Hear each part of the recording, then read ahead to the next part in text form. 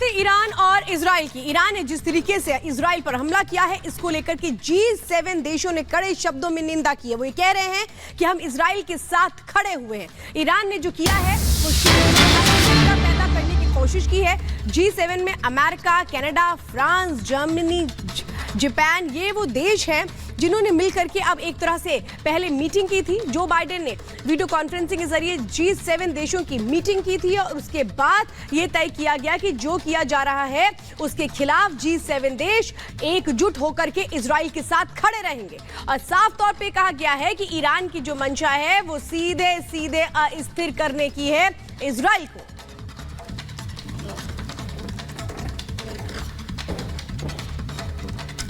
तो इजराइल पर ईरान के हमले के बाद जो पूरी दुनिया है वो दहशत में है कि आखिरकार आगे होने वाला क्या है। और यही वजह है कि अमेरिका और ब्रिटेन लगातार नेतन्याहू को मनाने में जुटे। लेकिन नेतन्याहू का अगला कदम क्या होगा, क्या होगा इस युद्ध का नया चैप्टर, आज इस रिपोर्ट के जरिए आपको दिखाते हैं।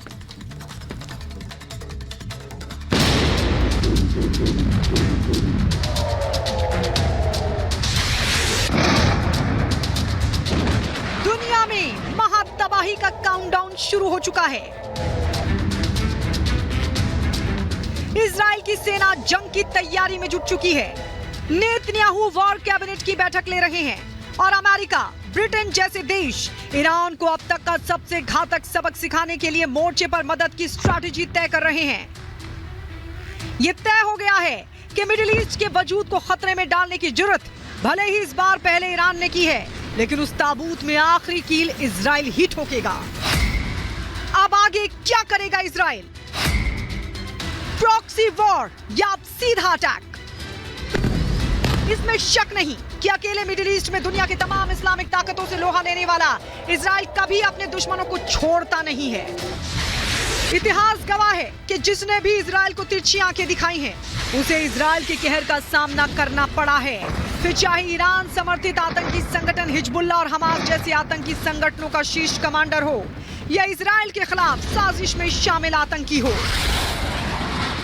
इजराइल घर में घुसकर मारने वालों में से है। गाजा की बर्बादी के पीछे भी इजराइल की वही जिद है। इजराइल ने हमेशा वही किया है जो उसके वजूद के लिए जरूरी है, और इस बार वही गलती ईरान ने खुलेआम कर दी, जिसके बाद इजराइल ने भी महातबाही का इशारा कर दिया है। इजरायली पीएम बेंजामिन नेतन्याहू ने कहा है, इजराइल एक मजबूत देश है, हमारी सेना IDF मजबूत है, इजराइल के लोग मजबूत हैं, हम एक साथ खड़े होंगे और भगवान की मदद से एक साथ हम अपने सभी दुश्मनों पर विजय प्राप्त करेंगे। हालांकि दुश्मनों को करारा जवाब देने के लिए कुख्यात इजराइल अब आगे क्या रणनीति अपनाएगा, इस पर पूरी दुनिया की नजर है। UN से लेकर G7 के देश इजराइल के सपोर्ट में आ खड़े हुए हैं। अमेरिका, ब्रिटेन, जर्मनी जैसे महाशक्तिशाली देश जहां इजराइल के समर्थन में है, तो वहीं कुछ पड़ोसी देशों ने इजराइल को संयम बरतने की भी अपील की है। जबकि इस सब के बीच इजराइल ने चुप्पी साध रखी है, जिसे लेकर दुनिया भी सख्ते में है, क्योंकि इजराइल की ये खामोशी किसी तूफान का अंदेशा है, या फिर इस बार इजराइल अपनी चाल से दुश्मन को चौंकाने वाला है।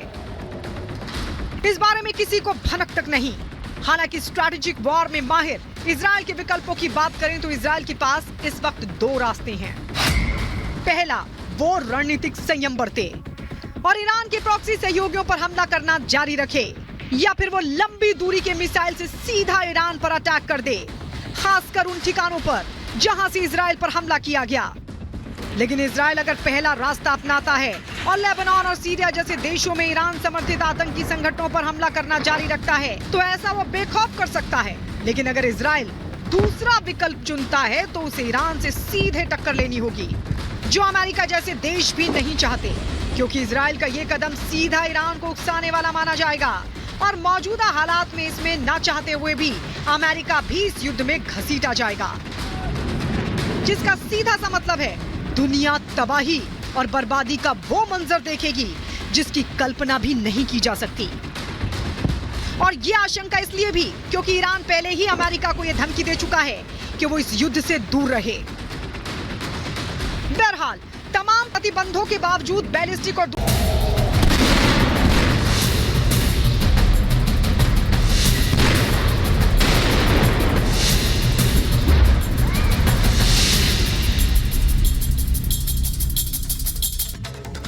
करते हैं ईरान और इजराइल की। ईरान ने जिस तरीके से इजराइल पर हमला किया है, इसको लेकर के G7 देशों ने कड़े शब्दों में निंदा की है। वो ये कह रहे हैं कि हम इजराइल के साथ खड़े हुए हैं। ईरान ने जो किया है वो पैदा करने की कोशिश की है।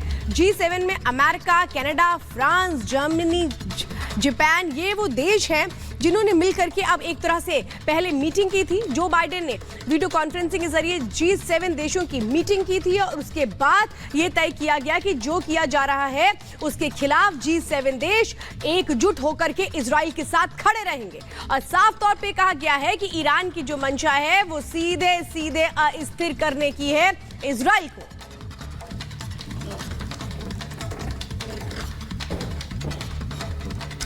तो इजराइल पर ईरान के हमले के बाद जो पूरी दुनिया है वो दहशत में है कि आखिरकार आगे होने वाला क्या है। और यही वजह है कि अमेरिका और ब्रिटेन लगातार नेतन्याहू को मनाने में जुटे। लेकिन नेतन्याहू का अगला कदम क्या होगा इस युद्ध का नया चैप्टर आइए इस रिपोर्ट के जरिए आपको दिखाते हैं।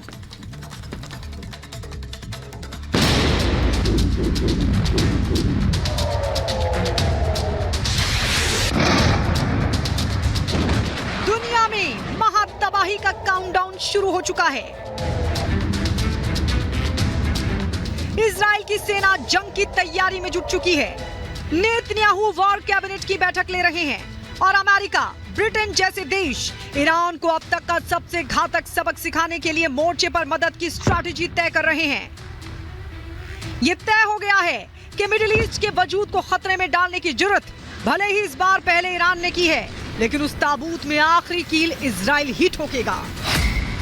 अब आगे क्या करेगा इजराइल? प्रॉक्सी वॉर या सीधा अटैक? इसमें शक नहीं कि अकेले मिडिल ईस्ट में दुनिया की तमाम इस्लामिक ताकतों से लोहा लेने वाला इजराइल कभी अपने दुश्मनों को छोड़ता नहीं है। इतिहास गवाह है कि जिसने भी इजराइल को तिरछी आंखें दिखाई हैं, उसे इजराइल के कहर का सामना करना पड़ा है। फिर चाहे ईरान समर्थित आतंकी संगठन हिजबुल्लाह और हमास जैसे आतंकी संगठनों का शीर्ष कमांडर हो या इजराइल के खिलाफ साजिश में शामिल आतंकी हो। इजराइल घर में घुसकर मारने वालों में से है। गाजा की बर्बादी के पीछे भी इजराइल की वही जिद है। इजराइल ने हमेशा वही किया है जो उसके वजूद के लिए जरूरी है, और इस बार वही गलती ईरान ने खुलेआम कर दी, जिसके बाद इजराइल ने भी महातबाही का इशारा कर दिया है। इजरायली पीएम बेंजामिन नेतन्याहू ने कहा है, इजराइल एक मजबूत देश है, हमारी सेना आईडीएफ मजबूत है, इजराइल के लोग मजबूत हैं, हम एक साथ खड़े होंगे और भगवान की मदद से एक साथ हम अपने सभी दुश्मनों पर विजय प्राप्त करेंगे। हालांकि दुश्मनों को करारा जवाब देने के लिए कुख्यात इजराइल अब आगे क्या रणनीति अपनाएगा, इस पर पूरी दुनिया की नजर है। यूएन से लेकर G7 के देश इजराइल के सपोर्ट में आ खड़े हुए हैं। अमेरिका, ब्रिटेन, जर्मनी जैसे महाशक्तिशाली देश जहां इजराइल के समर्थन में है, तो वहीं कुछ पड़ोसी देशों ने इजराइल को संयम बरतने की भी अपील की है। जबकि इस सब के बीच इजराइल ने चुप्पी साध रखी है, जिसे लेकर दुनिया भी सकते में है, क्योंकि इजराइल की ये खामोशी किसी तूफान का अंदेशा है या फिर इस बार इजराइल अपनी चाल से दुश्मन को चौंकाने वाला है। इस बारे में किसी को भनक तक नहीं। हालांकि स्ट्रैटेजिक वॉर में माहिर इजराइल के विकल्पों की बात करें तो इजराइल के पास इस वक्त दो रास्ते हैं। पहला, वो रणनीतिक संयम बरते और ईरान के प्रॉक्सी सहयोगियों पर हमला करना जारी रखे, या फिर वो लंबी दूरी के मिसाइल से सीधा ईरान पर अटैक कर दे, खासकर उन ठिकानों पर जहां से इजराइल पर हमला किया गया।